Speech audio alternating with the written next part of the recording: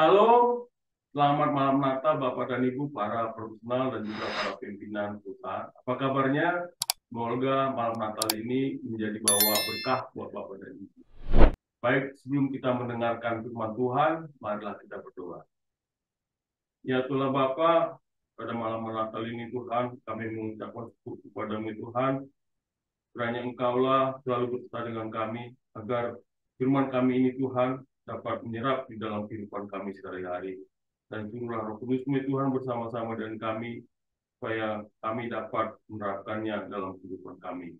Pujilah Engkau, dalam nama-Mu, Kristus Tuhan kami. Amin.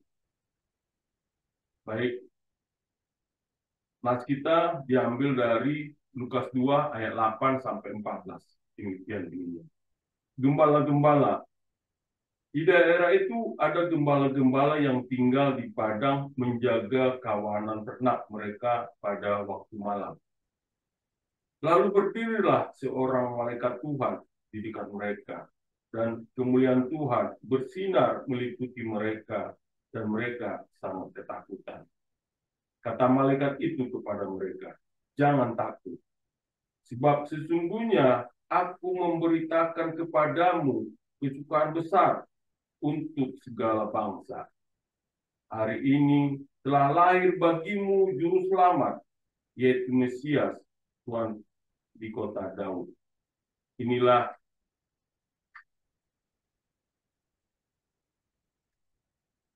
inilah tandanya bagimu. Kamu akan menjumpai seorang bayi yang dibendung dan terbaring di dalam palungan." Tiba-tiba tampaklah bersama-sama dengan malaikat itu sejumlah besar para tentara surga yang memuji Allah, katanya. "Kemuliaan bagi Allah di tempat yang maha tinggi, dan damai sejahtera di bumi di antara manusia yang berkenan kepadanya." Demikianlah firman Tuhan, berbahagialah yang mendengarnya dan memeliharanya. Amin.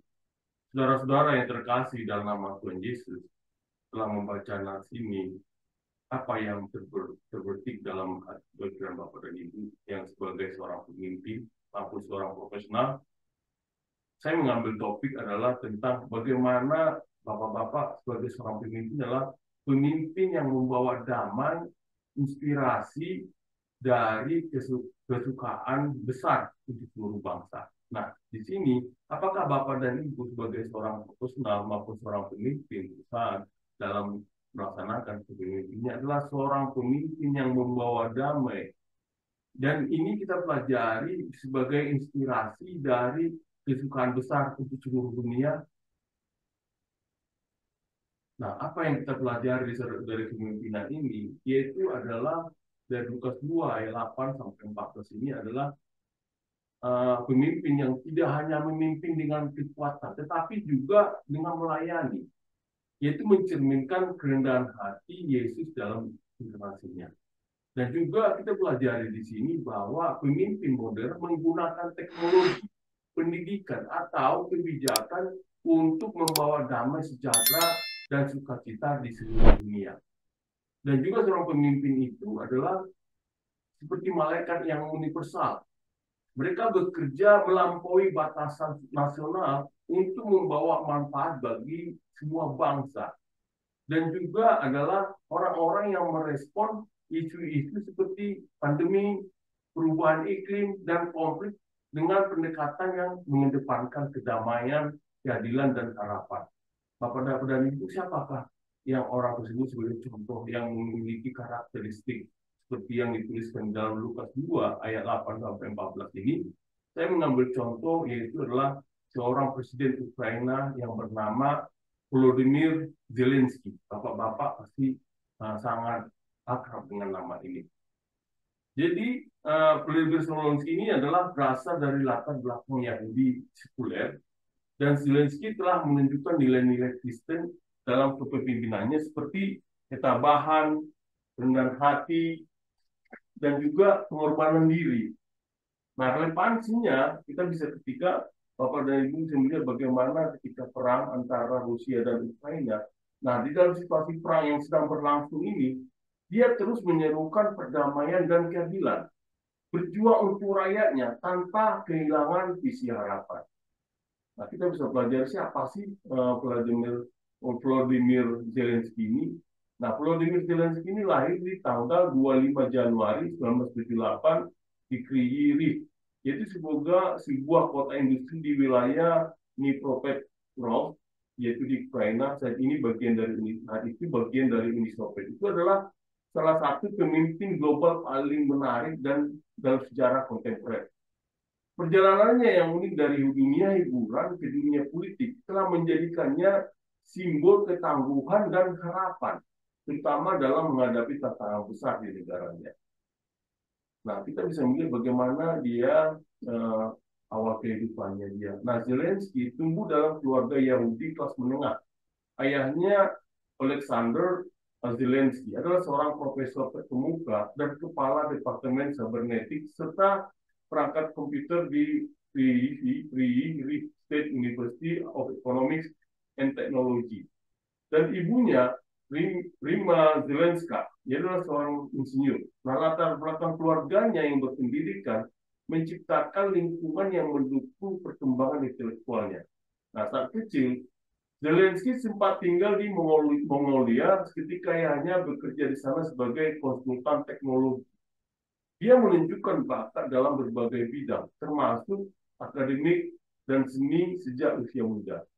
Nah, setelah kembali ke Ukraina, ia menyelesaikan pendidikan sekolah menengahnya dan diterima di Kyiv Economic Institute, yaitu sebuah cabang dari Kiev National Economic University. Nah, meskipun ia memperoleh gelar hukum, jalur hidupnya beralih ke seni dan hiburan. Nah, awal karirnya adalah ketertarikan Zelensky pada seni menunjukkan muncul pada masa remaja. Ketika ia bergabung dengan grup teater amatir pada tahun 1997, ia bersama sekelompok teman membentuk grup komedi namanya Sparta 95 yang kemudian menjadi salah satu kelompok hiburan paling berpengaruh di Ukraina. Nah, grup ini sering tampil dalam acara kompetisi komedi di negara-negara pasca Soviet, termasuk di program TVN yang sangat populer. Nah, pada awal tahun 2000-an, Kvartal 95 berkembang menjadi perusahaan produksi media penuh yang menghasilkan acara televisi, film, dan pertunjukan langsung. Nah, perusahaan ini juga menjadi wadah kritik sosial dan politik yang kreatif, menggunakan humor untuk menyuarakan pandangan rakyat. Nah, salah satu karya yang paling sukses adalah serial televisi Servant of the People, atau dalam bahasa Rusia Sluha Narodu, yaitu yang tayang pada tahun 2015. Dalam serial ini, Zelensky berperan sebagai Valery Petrovich Golobrovda, seorang guru sejarah biasa yang mendadak menjadi presiden Ukraina setelah videonya viral yang mengecam korupsi politik. Nah, popularitas serial ini tidak hanya membuat Zelensky dikenal luas, tapi juga menanamkan gagasan bahwa kepemimpinan bisa datang dari rakyat biasa. Nah, serial ini menciptakan citra Zelensky sebagai simbol anti-elit yang dengan cerdas ia gunakan saat memutuskan untuk terjun ke dunia politik. Humor cerdas dan pendekatan populernya membuatnya menjadi idola banyak orang, terutama generasi muda yang kecewa dengan politikus tradisional. Nah, pada tanggal 31 Desember 2018, Zelensky secara resmi mengumumkan pencalonannya sebagai Presiden Ukraina melalui pidato yang dibicarakan di televisi. Nah, langkah ini menunjukkan banyak pihak, tapi cepat mendapat dukungan luas. Nah, Zelensky mencalonkan diri melalui partai politik yang baru dibentuk bernama Servant of the People, mengambil nama dari serial televisi yang membesarkannya. Nah, kampanye Zelensky difokuskan pada isu-isu utama seperti pemberantasan korupsi yang dianggap sebagai akar dari banyak masalah Ukraina. Ya, juga reformasi birokrasi dan institusi pemerintahan. Juga pendekatan yang lebih dekat dengan Uni Eropa dan NATO untuk menjauhkan Ukraina dari pengaruh Rusia. Juga transparansi dan keterbukaan pemerintah. Nah, kampanye ini sangat inovatif, mengandalkan media sosial, video pendek, dan interaksi langsung dengan rakyat. Pendekatan non-konvensional ini menarik perhatian generasi muda dan kelas pekerja yang menginginkan perubahan nyata dari sistem politik yang mereka anggap korup dan tidak responsif. Nah, pada putaran kedua pada pemilu presiden April 2019, Zelensky menang telak dengan lebih dari 73% suara, mengalahkan presiden petahana bernama Petro Poroshenko. Kemenangan ini menandai perubahan signifikan dalam politik Ukraina. Dengan seorang pemimpin non-tradisional mengambil alih kekuasaan. Nah, sebagai presiden, Zelensky menghadapi tantangan besar sejak awal masa jabatannya, termasuk konflik dengan Rusia. Nah, perang di Donbas yang dimulai tahun 2014 setelah aneksasi Crimea oleh Rusia menjadi prioritas utama kebijakan luar negerinya. Juga dia menghadapi adalah korupsi yang mendarah daging. Nah, meskipun telah berkomitmen untuk reformasi, Zelensky menghadapi resistensi kuat dari elit politik dan bisnis yang sudah mapan. Jadi tantangan berikutnya adalah hubungan internasional, di mana Zelensky berusaha memperkuat hubungan Ukraina dengan Barat, termasuk Uni Eropa dan Amerika Serikat, yaitu untuk mengimbangi pengaruh Rusia.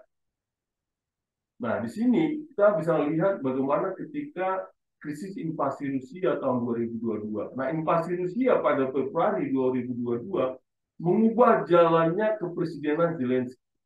Dalam menghadapi ancaman eksistensial terhadap negaranya, Zelensky menunjukkan kepemimpinan luar biasa.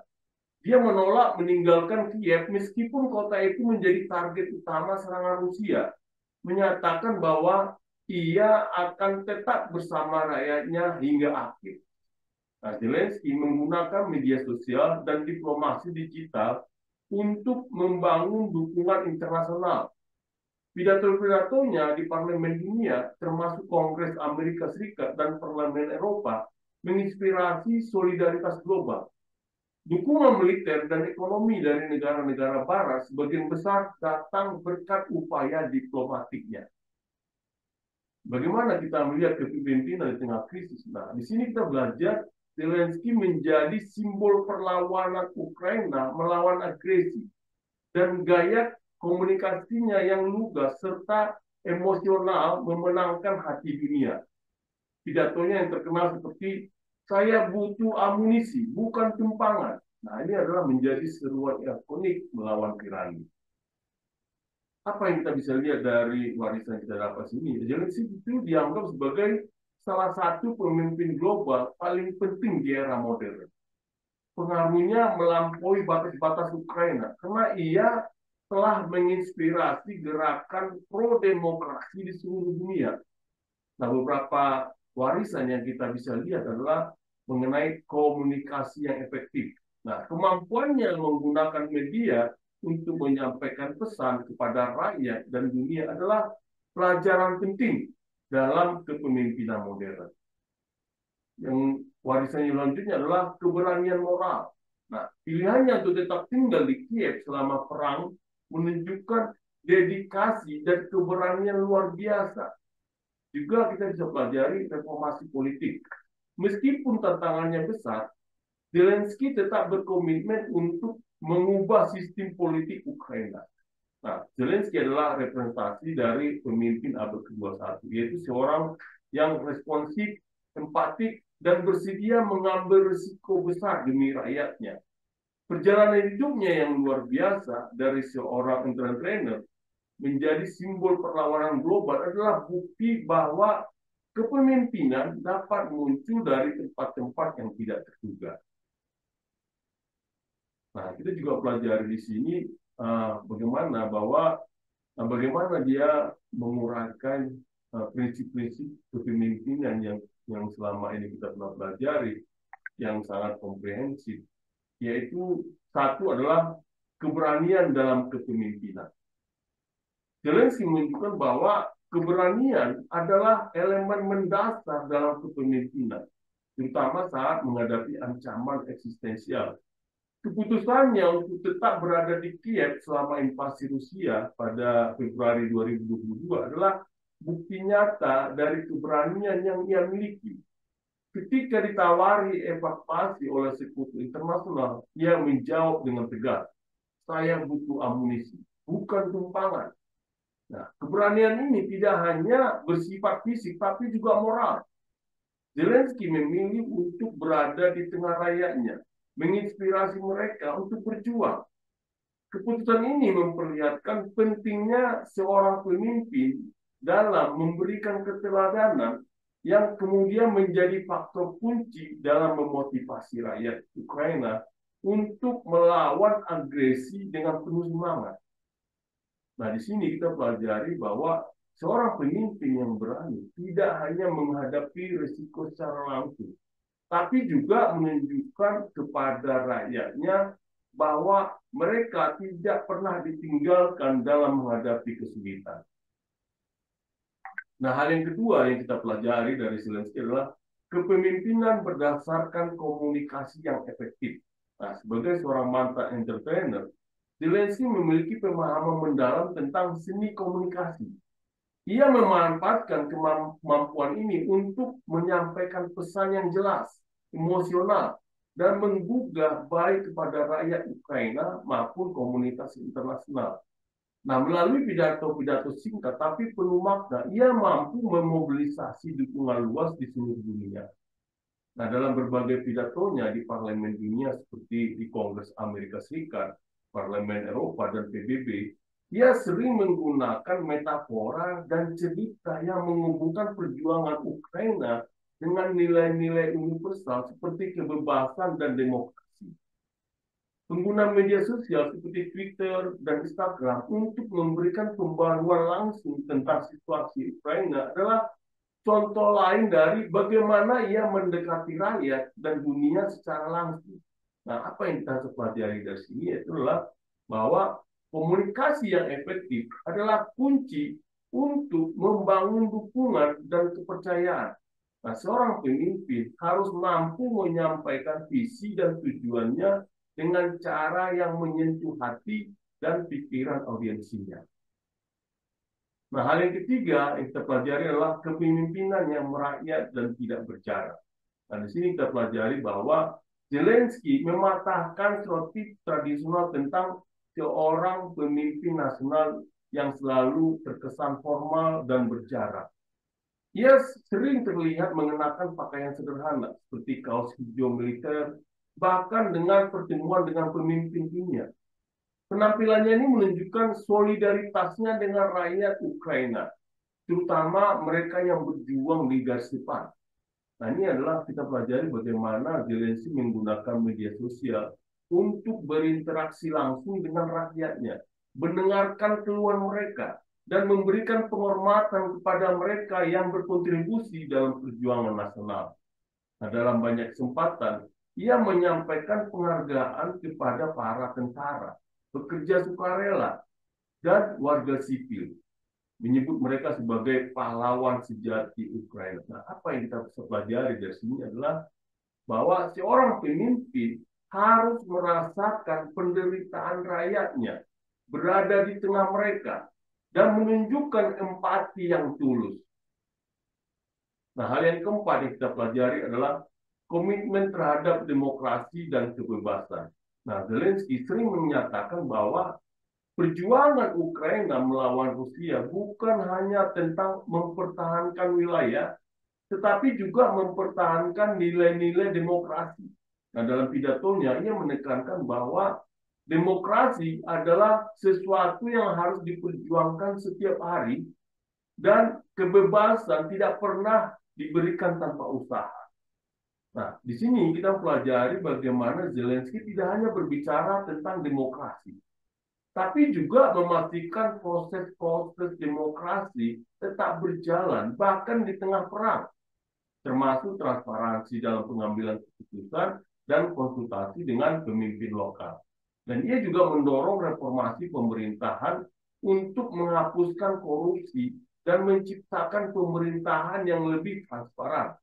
Nah, apa yang kita bisa pelajari di sini bahwa Demokrasi membutuhkan perjuangan, komitmen, dan pengorbanan. Nah, seorang pemimpin harus menjadi penjaga nilai-nilai demokrasi dalam situasi apapun. Nah, hal yang kelima yang kita pelajari prinsip kepemimpinan dari Zelensky adalah solidaritas global sebagai bagian dari kepemimpinan. Nah, Zelensky menunjukkan bahwa kepemimpinan tidak hanya tentang memobilisasi rakyat di dalam negeri, tapi juga membangun solidaritas internasional. Ia berhasil mendapatkan dukungan signifikan dari negara-negara Barat melalui pidato-pidato emosional dan diplomasi aktifnya.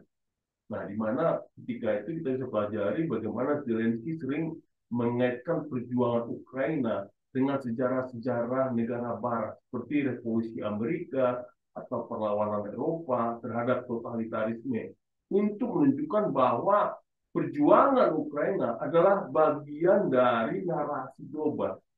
Ia secara konsisten menyerukan sanksi internasional terhadap Rusia dan meminta bantuan militer serta kemanusiaan untuk rakyat Ukraina.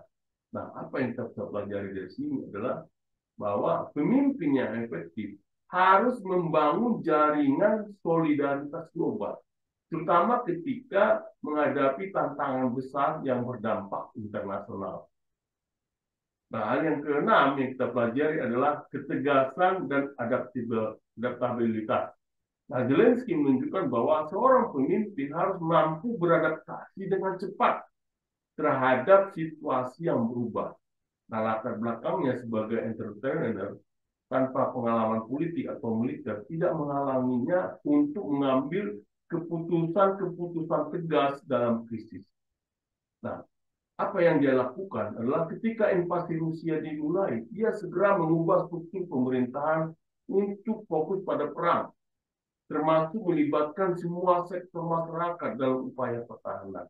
Ia juga menunjukkan fleksibilitas dalam diplomasi, bernegosiasi dengan negara-negara besar untuk mendapatkan dukungan meskipun menghadapi hambatan geopolitik.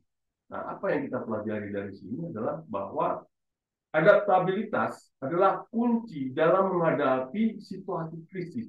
Nah, seorang pemimpin harus mampu belajar dengan cepat dan mengambil keputusan yang tegas.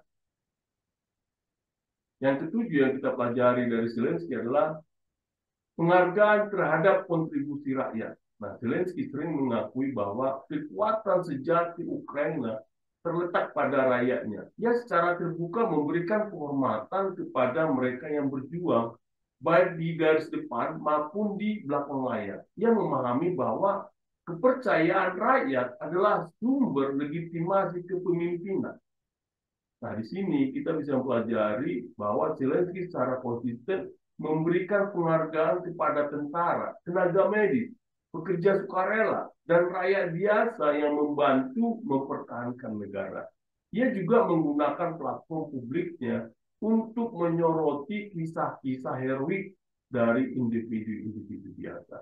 Nah, apa yang kita pelajari di sini yaitu adalah bahwa seorang pemimpin yang baik harus menghormati dan mengakui kontribusi rakyatnya sebagai bagian integral dari keberhasilan. Nah, hal yang kedelapan yang kita pelajari adalah visi untuk masa depan. Nah, Zelensky tidak hanya fokus pada perang, tapi juga memiliki visi jangka panjang untuk Ukraina. Ia berbicara tentang membangun kembali negara dengan lebih kuat, modern, dan mandiri. Ia ingin Ukraina menjadi bagian penuh dari komunitas internasional seperti Uni Eropa dan NATO. Nah, bagaimana ia melakukannya? Ia mendorong reformasi ekonomi untuk menarik investasi asing, meskipun situasi perang masih berlangsung. Nah, ia juga mengarahkan Ukraina menuju integrasi yang lebih dalam dengan Eropa Barat sebagai bagian dari strategi geopolitik jangka panjang. Nah, apa yang kita bisa pelajari juga dari sini bahwa kita diajari bahwa pemimpin yang hebat harus memiliki visi yang melampaui krisis saat ini, yaitu adalah membangun masa depan yang lebih baik bagi generasi berikutnya. Saudara-saudara yang terkasih dalam nama Tuhan Yesus, setelah kita lihat bagaimana cara kepemimpinan seorang Volodymyr Zelensky, nah kita bisa melihat bahwa dia adalah uh, seorang simbol keberanian, soliditas dan pengorbanan dalam memimpin Ukraina. Nah, walaupun demikian, dia adalah seorang pemimpin yang religius. Walaupun tidak secara eksplisit mengutip Alkitab dalam pidato-pidatonya, tapi kita bisa melihat prinsip-prinsip yang diajarkannya adalah sesuai dengan ajaran yang ada di dalam Alkitab, yaitu adalah mengenai keberanian dalam menghadapi ancaman. Nah, ketika Zelensky mengambil keputusan untuk tetap tinggal di Kiev selama invasi Rusia, meskipun nyawanya terancam, menunjukkan keberanian yang luar biasa. Ia menolak evakuasi dengan mengatakan, saya butuh amunisi, bukan tumpangan. Nah, sikap ini menunjukkan bahwa seorang pemimpin sejati harus tetap teguh di tengah bahaya demi membela rakyatnya. Nah, relevansinya kepada Alkitab, kita bisa lihat di Yosua 1 ayat 9. Mengatakan, bukankah telah kuperintahkan kepadamu, kuatkan dan teguhkanlah hatimu, janganlah takut dan janganlah tawar hati, sebab Tuhan Allahmu menyertai engkau kemanapun engkau pergi. Nah, ini juga dasar bagaimana Zelensky menghidupkan prinsip ini dengan menolak untuk meninggalkan rakyatnya, menunjukkan keberanian dalam menghadapi situasi mengancam jiwanya. Ia memimpin dengan keyakinan bahwa kehadirannya di tengah rakyat adalah sumber kekuatan moral bagi mereka. Nah, apa yang kita pelajari dari sini adalah bahwa seorang pemimpin harus hadir di garis depan, menunjukkan keberanian, memberikan keteladanan kepada rakyatnya, terutama dalam masa-masa sulit. Nah, juga ketika dia melakukan ini dengan kepemimpinannya berbasis pelayanan. Nah, di sini Zelensky sering menegaskan bahwa ia adalah pelayan rakyat Ukraina. Ia tidak memimpin demi keuntungan pribadinya, tapi untuk membela kemerdekaan dan hak-hak rakyatnya. Nah, gaya kepemimpinannya ini menekankan pengabdian dan pelayanan yang tulus. Nah, ini kita bisa melihatnya di Markus 10 ayat 45, yaitu mengatakan demikian. Karena anak manusia juga datang bukan untuk dilayani, melainkan untuk melayani dan untuk memberikan nyawanya menjadi tebusan bagi banyak orang. Nah, pelayanan yang ditujukan Zelensky pada rakyatnya adalah cerminan dari ajaran Alkitab tentang kepemimpinan yang melayani. Ia meletakkan kepentingan rakyat di atas kepentingan pribadinya. Nah, apa yang kita bisa pelajari di sini bahwa pemimpin sejati adalah mereka yang mengutamakan kepentingan rakyatnya dan tidak mencari kekuasaan untuk keuntungan pribadi. Nah, kita juga pelajari di sini ketika solidaritas dengan rakyatnya, yaitu di mana Zelensky secara konsisten menunjukkan solidaritas dengan rakyat Ukraina. Ia tetap berada di Kiev, mengenakan pakaian sederhana seperti kaos militer, dan berbicara langsung kepada rakyat melalui media sosial. Hal ini menciptakan rasa kebersamaan antara dirinya sebagai pemimpin dan rakyatnya. Nah, relevansinya di dalam Alkitab kita bisa baca di Galatia 6 ayat 2 mengatakan demikian. Bertolong-tolonganlah menanggung bebanmu. Demikianlah kamu memenuhi hukum Kristus. Nah, Zelensky tidak hanya berbicara tentang perjuangan, tapi juga berjuang bersama rakyatnya. Ia memberikan contoh bahwa pemimpin yang baik harus berbagi beban dengan orang-orang yang dipimpinnya. Nah, di sini kita mempelajari bahwa pemimpin yang merakyat dan solidaritasnya nyata dengan rakyat dapat membangun hubungan yang kuat dan kepercayaan yang mendalam. Dan juga kita bisa melihat tentang bagaimana dia membela kebenaran dan keadilan. Nah, kita bisa lihat di dalam pidato-pidatonya, Zelensky sering menekankan bahwa perjuangan Ukraina adalah tentang mempertahankan keadilan, kebebasan, dan kedaulatan nasional. Ia menolak untuk tunduk pada tirani dan memperjuangkan hak rakyat, yaitu rakyat Ukraina, untuk menentukan masa depan mereka sendiri. Nah, kita bisa melihat apa itu yang dalam Alkitab. Nah, di dalam kita mengatakan demikian, yaitu di Mika 6 ayat 8 mengatakan demikian. Hai manusia, telah diberitahukan kepadamu apa yang baik. Dan apakah yang dituntut Tuhan daripadamu selain berlaku adil, mencintai kesetiaan, dan hidup dengan rendah hati di hadapan Allahmu? Nah, ini Zelensky menjadikan nilai keadilan sebagai inti dari perjuangan politiknya, memperlihatkan dedikasi untuk melindungi hak-hak rakyatnya dan menegakkan keberanian, menegakkan kebenaran. Nah, apa yang kita bisa pelajarkan di sini bahwa seorang pemimpin harus memiliki komitmen yang kuat terhadap keadilan dan tidak takut untuk melawan ketidakadilan meskipun menghadapi tantangan besar. Nah, hal yang kelima, hal yang kita pelajari juga bagaimana dia mengutip Alkitab itu mengenai pengorbanan untuk orang lain, yaitu di sini kita pelajari bagaimana Zelensky telah menunjukkan pengorbanan besar dalam memimpin Ukraina selama perang. Dia mempertaruhkan nyawanya sendiri dan meninggalkan kenyamanan untuk menghadapi situasi yang sulit demi melindungi rakyatnya. Sikap ini mencerminkan pengorbanan demi kepentingan orang lain, sebuah prinsip yang sangat penting dalam Alkitab. Nah, apa yang kita pelajari relevansi dalam Alkitab? Kita bisa lihat di Yohanes 15 ayat 13 mengatakan demikian. Tidak ada kasih yang lebih besar daripada kasih seorang yang memberikan nyawanya untuk sahabat-sahabatnya. Nah, ini Zelensky menunjukkan prinsip ini dengan menunjukkan dedikasi dan kasih kepada rakyat Ukraina, bahkan dengan risiko besar bagi dirinya sendiri. Nah, apa yang kita pelajari di sini bahwa seorang pemimpin harus bersedia berkorban demi rakyatnya. Ia akan mendapatkan kepercayaan dan dukungan yang mendalam dari rakyat. Nah, kita juga pelajari di sini bagaimana ketabahan dalam kesulitan. Yaitu Zelensky sering menekankan pentingnya ketahanan dan harapan di tengah situasi yang sulit. Ia memberikan motivasi kepada rakyat Ukraina untuk tetap bertahan meskipun menghadapi ancaman besar dari agresi Rusia. Nah, relevansinya dalam Alkitab kita bisa pelajari di sini di Roma 5 ayat 3 sampai 4, yaitu mengatakan demikian.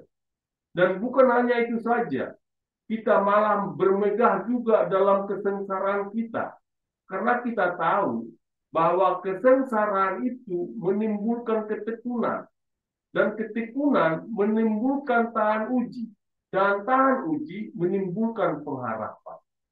Nah, sikap optimis dan ketahanan yang ditunjukkan Zelensky pada rakyatnya mencerminkan pesan Alkitab tentang bagaimana kesulitan dapat membangun karakter dan pengharapan. Nah, apa yang kita pelajari di sini bahwa seorang pemimpin harus mampu memberikan harapan kepada rakyatnya, bahkan dalam situasi yang penuh penderitaan. Juga di dalam mengandalkan hikmat dan dalam keputusan. Nah, dalam masa perang, Bapak-bapak bisa bayangkan bagaimana seorang Zelensky harus membuat keputusan sulit yang berdampak besar bagi negaranya. Sikapnya menunjukkan pentingnya kebijaksanaan dan kehati-hatian dalam setiap langkah kepemimpinan. Nah, kita bisa pelajari sebagai pedomannya, relevansinya dalam Alkitab, yaitu tertulis di Yakobus 1 ayat 5. Mengatakan demikian. Tetapi apabila di antara kamu ada yang kekurangan hikmat, hendaklah ia memintakannya kepada Allah, yang memberikan kepada semua orang dengan murah hati dan tidak membangkit-bangkit. Maka hal itu akan diberikan kepadanya. Nah, Zelensky sering menggambarkan dirinya sebagai pemimpin yang mendengarkan berbagai masukan, menunjukkan kebijaksanaan dalam pengambilan keputusan. Nah, apa yang kita pelajari di sini bahwa seorang pemimpin harus memiliki hikmat untuk membuat keputusan yang bijaksana, terutama dalam situasi krisis. Nah, dia juga melihat bagaimana visi untuk masa depan. Nah, Zelensky tidak hanya berjuang untuk mempertahankan Ukraina saat ini, tapi juga berbicara tentang visi masa depan negaranya yang lebih kuat, mandiri, dan terintegrasi dengan komunitas internasional. Nah, apa yang bisa pedoman yang dipelajari di sini adalah kita bisa melihat di Amsal 29 ayat 18 mengatakan begini. Bila tidak ada wahyu, menjadi liarlah rakyat. Berbahagialah orang yang berpegang pada itu. Nah, Zelensky memahami pentingnya memberikan visi yang jelas kepada rakyatnya agar mereka tetap bersatu dan memiliki tujuan bersama. Nah, apa yang kita pelajari di sini bahwa seorang pemimpin yang hebat harus memiliki visi jangka panjang untuk membimbing rakyatnya menuju masa depan yang lebih baik. Nah, saudara-saudara yang terkasih dalam Tuhan Yesus, setelah kita mempelajari bagaimana seorang Zelensky dalam kehidupannya sebagai seorang pemimpin dan juga dalam kepemimpinannya, dia sebagai seorang Kristen yang taat dan juga dia selalu berpedoman kepada Alkitab dan dia itu menjadi sumber inspirasinya menjadi bertahan sebagai seorang pemimpin. Nah, kita bisa melihat juga bagaimana kita di perikop ini di Lukas 2 ayat 8 sampai 14 ini adalah bagian yang sangat penting dalam narasi kelahiran Yesus, yaitu menggambarkan pengumuman malaikat kepada para gembala tentang kelahiran Kristus. Nah, perikop ini kaya akan makna teologis, konteks historis, dan juga struktur naratif yang akan kita perdalam nantinya. Nah, kajian ini menjadi hal yang sangat bagus dan menjadi inspirasi dalam sumber-sumber ilmiah yang kita dapatkan. Nah, kita bisa melihat bahwa dalam latar belakang historisnya. Nah, ketika tulisan ini, Lukas 2 ayat 8 dan 14 ini, narasinya ditulis yaitu ketika kekasaran Romawi menguasai dunia pada masa itu, termasuk Yudea yang berada di bawah pendudukan Romawi. Nah, menurut di sini disebut Pax Romana, yaitu kedamaian Romawi, memberikan stabilitas, tapi dengan harga yang mahal berupa pajak berat dan penindasan budaya. Ketika itu Kaisar Agustus yang dianggap sebagai juru selamat dunia Romawi menjadi kontras tajam dengan Yesus, juru selamat yang sejati. Ini adalah menurut tahun 1995. Nah, kita bisa lihat bahwa Bethlehem terletak sekitar 10 km dari Yerusalem, di mana Bethlehem itu dikenal sebagai kota Daud. Ketertarikannya dengan garis keturunan Daud sangat penting untuk pengharapan mesianik, seperti yang dinubuatkan di dalam Mika 2 ayat 2. Narasi ini yang ditulis oleh Lukas ini menegaskan bahwa Yesus memenuhi janji-janji ini, meskipun lahir dalam keadaan yang sederhana. Nah, kita bisa melihat juga pelajari di Lukas ini bahwa orang-orang Yahudi abad pertama merindukan pembebasan mesianik. Banyak yang mengharapkan seorang pemimpin militer atau politik yang akan memulihkan kejayaan Israel dan membebaskan mereka dari kekuasaan Romawi. Nah, namun di Injil Lukas lebih ke ulangan harapan ini memperkenalkan Yesus sebagai juru selamat rohani. Nah, kita bisa pelajari di sini juga bagaimana para gembala di dalam masyarakat. Nah, gembala sering dianggap sebagai kelas bawah masyarakat. Dicurigai karena gaya hidup mereka yang berpindah-pindah dan karena berurusan dengan binatang yang dianggap najis. Namun mereka juga dilihat sebagai simbol kepedulian dan kepemimpinan. Mengingat tokoh-tokoh seperti Daud, yaitu sebagai Raja Gembala. Dan Allah sendiri digambarkan sebagai gembala dalam Mazmur dan Yehezkiel. Itu hal ini bisa ditulis di Gonzales oleh tahun 2015. Juga dengan memilih gembala sebagai penerima pertama kabar baik. Nah, di sini Lukas menyoroti perhatian Allah terhadap mereka yang terpinggirkan. Nah, tema yang sering muncul dalam Injil Lukas. Nah, di sini kita dilihat bahwa para gembala menjadi model iman dan tanggapan yang tepat terhadap kewahyuan ilahi. Nah, kita bisa belajar dari struktur penulisan di sini. Nah, perikop ini memiliki struktur kiasmus, di mana pemberitaan malaikat menjadi pusat yang dikelilingi oleh tindakan dan respon para gembala. Nah, kita bisa lihat di ayat 8 dan di ayat 9, yaitu mengenai ketakutan para gembala. Di sini kita lihat para gembala merasa takut saat malaikat muncul. Juga di ayat 10 dan ayat 12 itu adalah penghiburan dan pengumuman. Nah, di sini kita pelajari malaikat mengumumkan kelahiran sang juru selamat. Sementara di ayat 13 dan di ayat 14 itu adalah ujian dari pasukan surga. Nah, ini adalah klimaks dari perikop ini adalah perayaan kosmik akan kemuliaan Allah. Sementara di ayat 15 sampai di ayat 20 yaitu adalah respon para gembala, di mana para gembala bergerak dari ketakutan menuju iman dan pemberitaan. Nah, struktur ini mencerminkan gerakan dari inisiatif ilahi menuju respon manusia, yaitu ciri khas dari Lukas. Dan hal ini kita bisa lihat di yang ditulis oleh Naik pasal 98. Nah, kita bisa melihat kata-kata di ayat 9 mengenai kemuliaan Tuhan, yaitu mengingatkan pada sekinah, kehadiran ilahi yang menyertai Israel di padang gurun. Ini menandakan campur tangan Allah dalam sejarah manusia yang kini mencapai puncaknya dalam inkarnasi Yesus. Nah, di sini juga kita pelajari bahwa malaikat menyatakan kabar baik untuk seluruh bangsa, yaitu kita bisa baca di ayat 10, menekankan cakupan universal misi Yesus. Hal ini sejalan dengan tema inklusivitas Lukas yang terlihat dalam silsilah perumpamaan dan interaksi Yesus dengan bangsa-bangsa bukan Yahudi. Dan kita bisa baca di Dinkler tahun 2013. Dan juga istilah yang menggemakan narasi pembebasan dalam perjanjian lama seperti penyelamatan Allah atas Israel dari Mesir ini juga menjadi tandingan terhadap penggunaan Romawi juru selamat untuk kaisar. Nah, penekanan ini pada pemenuhan pengharapan mesianik Yahudi yang menghubungkan Yesus dengan janji Daud itu kita baca di Saul tahun 1995.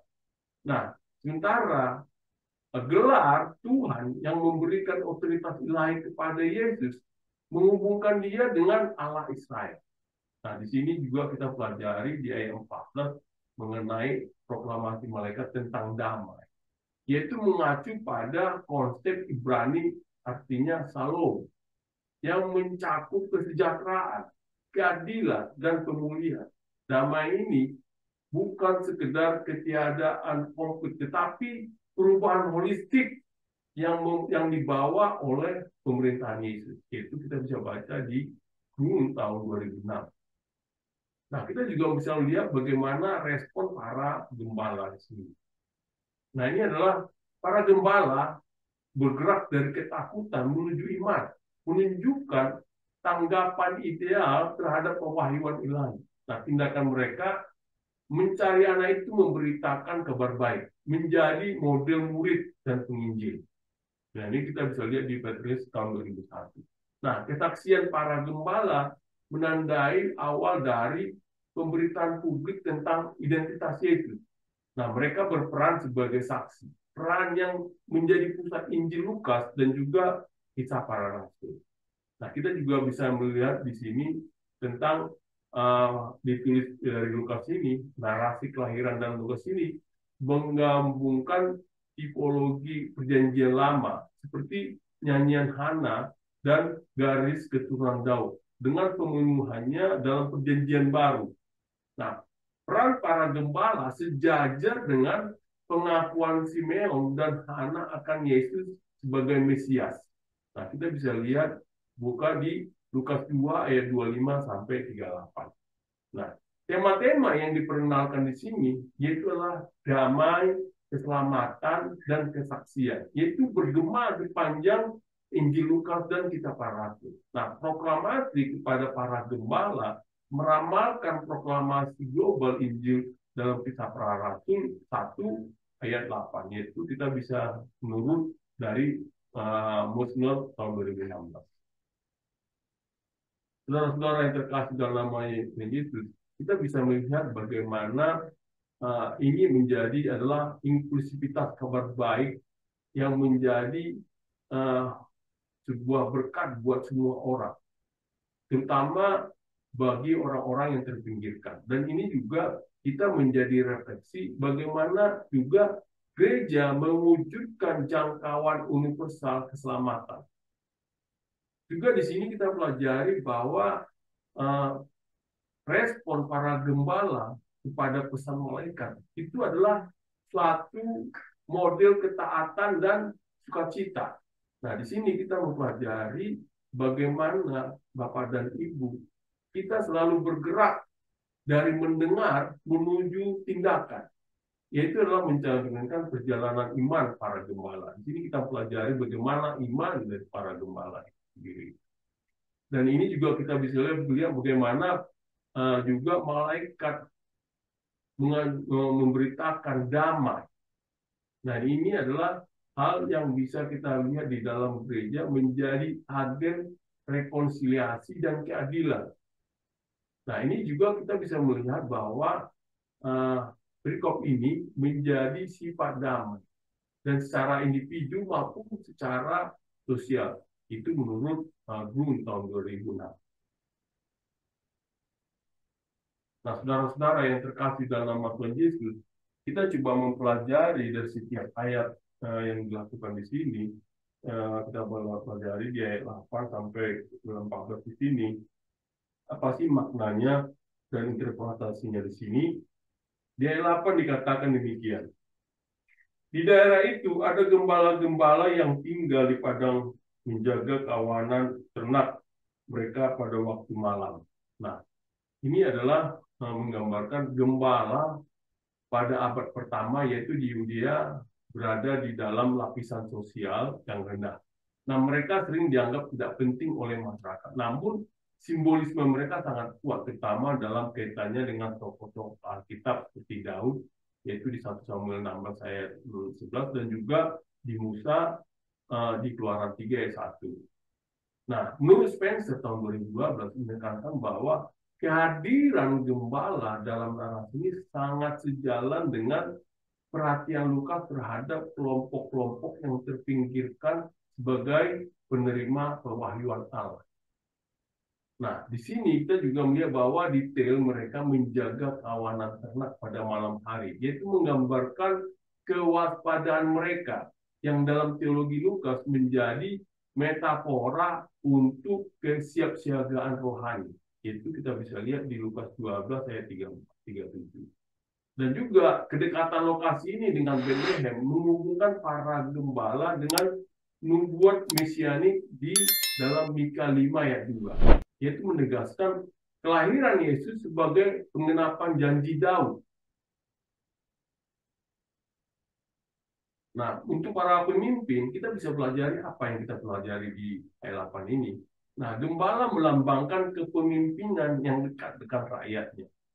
Mereka menunjukkan kewaspadaan, tanggung jawab, dan perhatian terhadap kebutuhan kawanan. Nah, konteks modern, gembala mencerminkan pemimpin seperti Zelensky yang kita tadi pelajari, yang tetap hadir di tengah-tengah rakyatnya di masa krisis.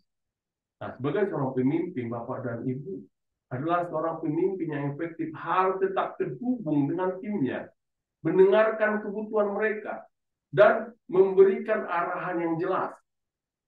Seorang pemimpin profesional harus menciptakan hubungan yang mendalam dengan tim mereka, yaitu memastikan kepercayaan dan komunikasi yang baik. Nah, di ayat 9 disebut, lalu berdirilah seorang malaikat Tuhan di dekat mereka, dan kemuliaan Tuhan bersinar meliputi mereka, dan mereka sangat ketakutan. Nah, di sini kita pelajari bagaimana kita tahu bahwa malaikat adalah utusan Allah yang sering hadir dalam peristiwa-peristiwa penting dalam perjanjian lama. Yaitu kita bisa lihat pelajari di Kejadian 16 ayat 7 dan juga di Hakim-Hakim 6 ayat 9. Nah, kehadiran malaikat dalam narasi ini menandai peralihan dari janji menuju penggenapan sejarah keselamatan. Nah, kemuliaan ini juga mengacu pada Shekinah, yaitu manifestasi kehadiran Allah yang sering digambarkan dengan cahaya terang. Yaitu kita bisa baca di Keluaran 40 ayat 34 sampai 35.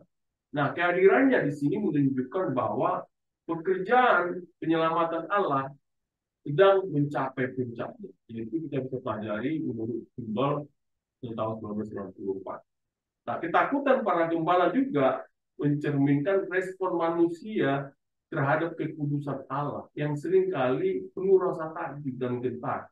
Kita juga bisa lihat di Yesaya 6 ayat 5. Nah, menurut Dingkrat tahun 2013 dalam Injil Lukas ini, rasa takut ini selalu diubah menjadi penghiburan ilahi.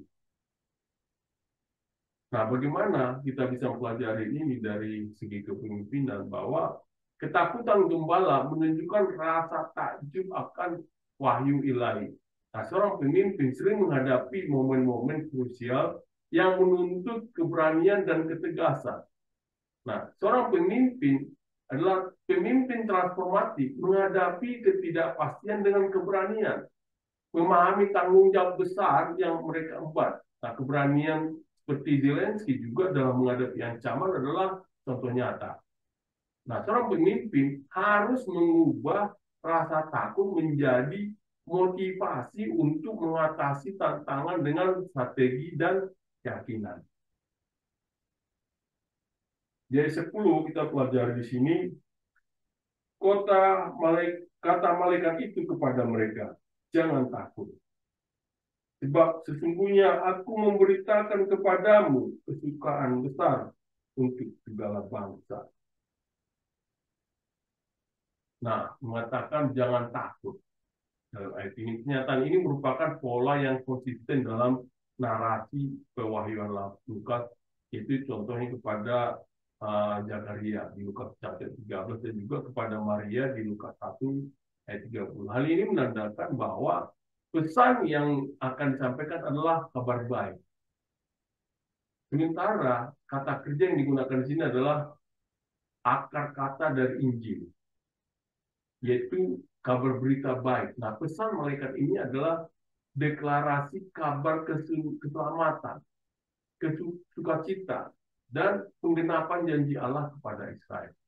Nah, ini juga penekanannya bagaimana penekanan pada jangkauan universal keselamatan mencerminkan tema inklusivitas dan inklusivitas Allah dalam Injil Lukas yang kelak berkembang dalam kisah para rasul, yaitu kita bisa pelajari Gonzales tentang 2015. Nah, bagaimana kita melihatnya dari segi kepemimpinan? Bahwa pesan mereka menunjukkan peran pemimpin sebagai pembawa harapan dan visi yang mencakup semua orang, yaitu bapak-bapak ketika pemimpin bertugas menginspirasi bapak dan ibu dengan visi yang membawa sukacita dan tujuan, seperti Zelensky yang memberikan pengharapan kepada rakyat Ukraina. Nah, pemimpin harus memotivasi dengan misi yang jelas. Nah, seorang pemimpin harus mengkomunikasikan pesan yang positif dan membangun semangat dalam organisasi. Nah, di ayat 11 mengatakan demikian. Hari ini telah lahir bagimu juru selamat, yaitu Mesias, Tuhan di kota Daud. Nah, hari ini, kata-kata hari ini adalah menyoroti penggenapan janji Allah dalam momen yang menentukan. Pada Injil Lukas, hari ini sering merujuk pada tindakan ilahi yang segera terjadi.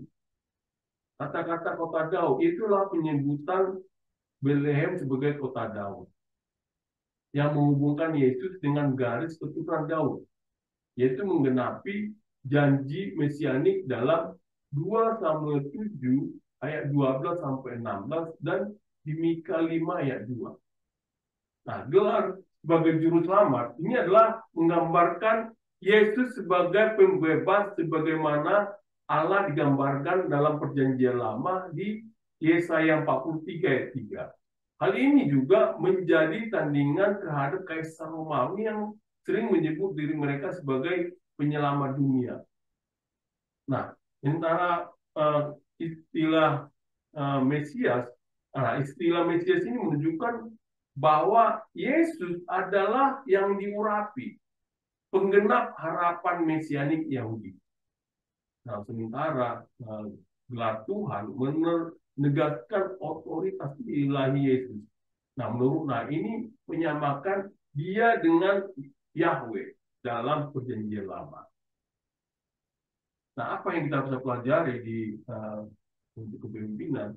Ayat ini menyoroti pentingnya kepemimpinan yang berorientasi pada tujuan mulia. Yesus dilahirkan untuk misi penyelamatan, mengajarkan bahwa pemimpin harus memiliki tujuan besar yang transformatif.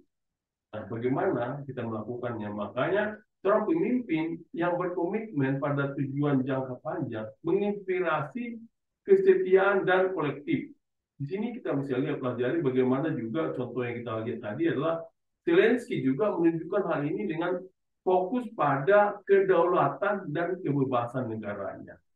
Nah, apa yang kita pelajari bahwa seorang pemimpin harus memastikan bahwa strategi dan tindakan Bapak dan Ibu selaras dengan tujuan yang lebih besar dan berdampak positif. Ayat 12 mengatakan, inilah tandanya bagimu. Kami akan menjumpai seorang bayi yang dibedung dan terbaring di dalam palungan. Nah, di sini kita lihat seorang bayi sebagai tanda. Ini adalah sebagai kesederhanaan tanda. Disebut juga seorang bayi di dalam palungan.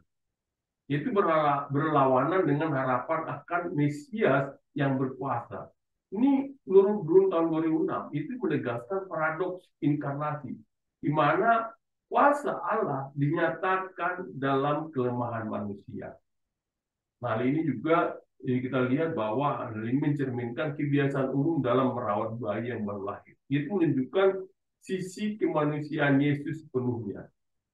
Nah, menurut Gonzales tahun 2015 bahwa tempat kelahiran sederhana ini menjadi simbol identifikasi Yesus dengan orang miskin dan hina. Nah, di dalam narasi Lukas ini, menurut dia adalah menjadi tinjau dari pelayanan Yesus kepada mereka yang terpinggirkan. Nah, bagaimana kita melihat ini dari segi kepemimpinan bahwa bayi dalam palungan adalah simbol kerendahan hati dan aksesibilitas, yaitu mengajarkan bahwa kebesaran sejati tidak selalu terlihat mewah. Nah, kepemimpinan yang efektif berakar pada kerendahan hati, di mana kebutuhan orang lain ditempatkan di atas kepentingan pribadi. Nah, prinsip ini tercermin dalam kepemimpinan berbasis pelayanan, yaitu servant leadership. Nah, sebagai seorang pemimpin, bapak-bapak dan ibu harus mempraktikkan kerendahan hati dengan memastikan keputusan bapak dan ibu berdasarkan kebutuhan tim dan komunitas, bukan ambisi pribadi. Nah, ayat 13 mengatakan demikian. Tiba-tiba tampaklah bersama-sama dengan malaikat itu sejumlah besar bala tentara surga yang memuji Allah, katanya. Nah, di sini kita pelajari bagaimana kehadiran banyak malaikat menunjukkan signifikansi kosmik kelahiran Yesus. Nah, di sini kita pelajari bahwa bala tentara ini menggambarkan gambaran pasukan surgawi, yaitu dalam perjanjian lama, itu kita bisa lihat di 2 Raja-Raja 6 ayat 17. Nah, kita bisa lihat di sini bahwa nyanyian menurut Dinkler tahun 2013, nyanyian pujian para malaikat menggarisbawahi tema sentral dalam Injil Lukas, di mana bahwa pekerjaan keselamatan Allah adalah alasan utama untuk menyembahnya. Kita baca di ayat 14 mengatakan demikian. Kemuliaan bagi Allah di tempat yang maha tinggi, dan damai sejahtera di bumi di antara manusia yang berkenan kepadanya. Nah, ini adalah kita pelajari bahwa para malaikat memusatkan perhatian pada Allah sebagai sumber keselamatan. Ungkapan ini menggemakan tradisi doksologi Israel dan mengantisipasi pemuliaan eskatologi Allah, yaitu menurut Saud tahun 1925.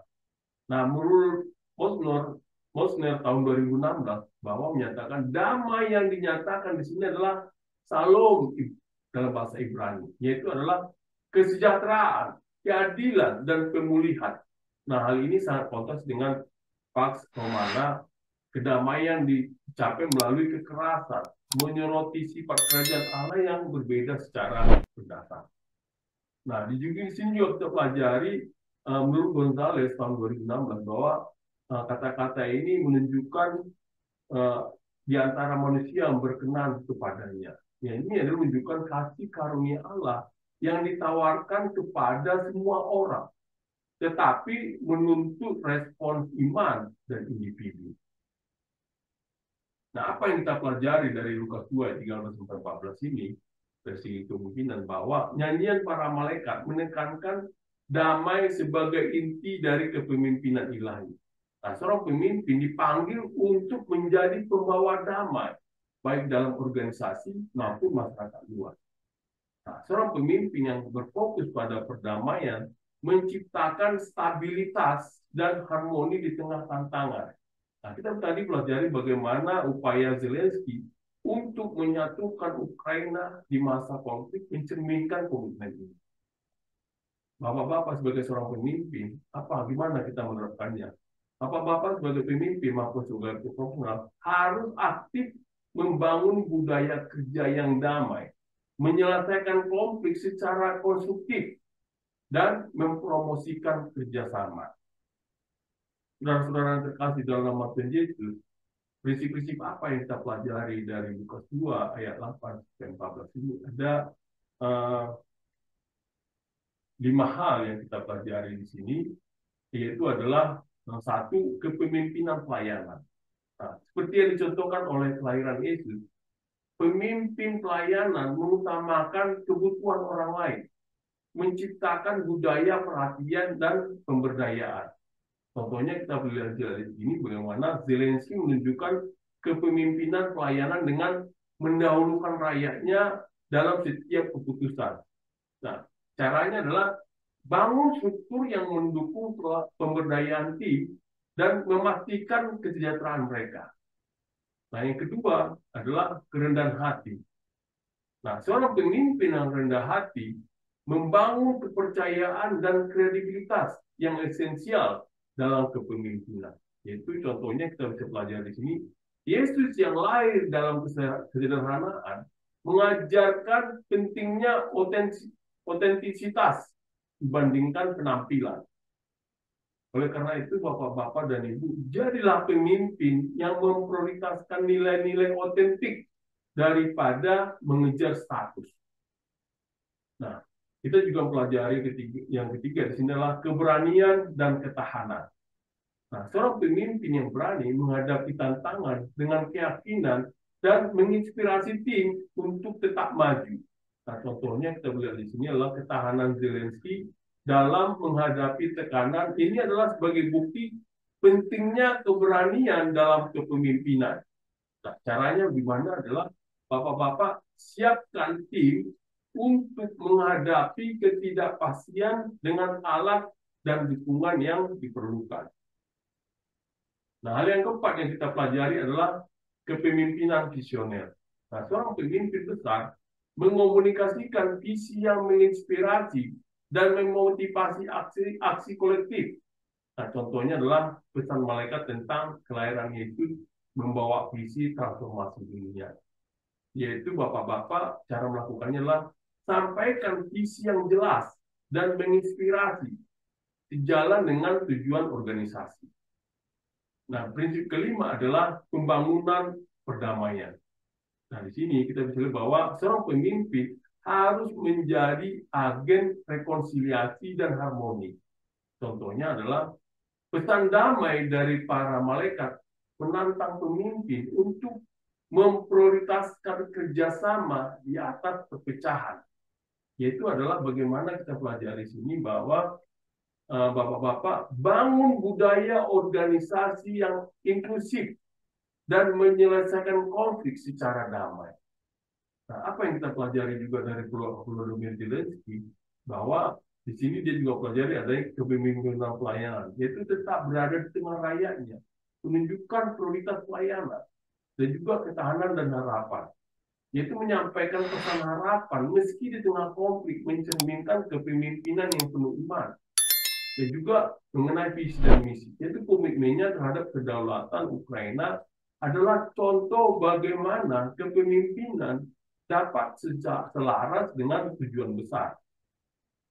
Saudara-saudara yang terkasih dalam nama Tuhan Yesus, setelah kita tadi mempelajari mulai dari contoh Vladimir Zelensky, bagaimana dia kepemimpinannya, dan juga ayat-ayat Alkitab yang selalu menjadi dukungan ke dalam kepemimpinannya, dan juga kita mempelajari bagaimana kita membaca satu ayat, dan dia tahu bahwa di Lukas 2 ayat 8 sampai 14 ini memberikan prinsip-prinsip kepemimpinan yang relevan bagi pemimpin-pemimpin seperti Bapak dan Ibu, yaitu pemimpin-pemimpin profesional dan juga sebagai pemimpin perusahaan, menekankan kerendahan hati, keberanian, pelayanan, dan visi transformatif. Nah, sebagai pemimpin seperti Zelensky menjadi contoh nyata bagaimana nilai-nilai ini dapat diterapkan untuk menginspirasi tim dan menciptakan dampak yang bertahan lama, yaitu dengan mempraktikkan prinsip-prinsip ini. Nah, seorang pemimpin tidak hanya mencapai kesuksesan organisasi, tapi juga membawa damai dan sukacita bagi masyarakat. Stay profesional. Amin. Marilah kita berdoa. Ya Tuhan Bapa, pada saat ini Tuhan, pada malam Natal ini Tuhan, kami digerakkan menjadi seorang pemimpin yang baik ya Tuhan. Menjadi ajarilah kami Tuhan sebagai seperti gembala yang beriman ya Tuhan, dan melakukan respon dalam pesan malaikat menjadi respon kepada responnya Tuhan dalam kepemimpinan kami Tuhan. Ya Tuhan Bapa, Kaulah selalu bersama dengan kami di malam Natal ini Tuhan, supaya dalam hari-hari berikutnya kami malam Natal ini menjadi inspirasi buat kami atas kehadiran-Mu di dalam hati kami masing-masing. Terpujilah nama-Mu, di dalam nama Anak-Mu, Kristus Yesus Tuhan kami. Amin.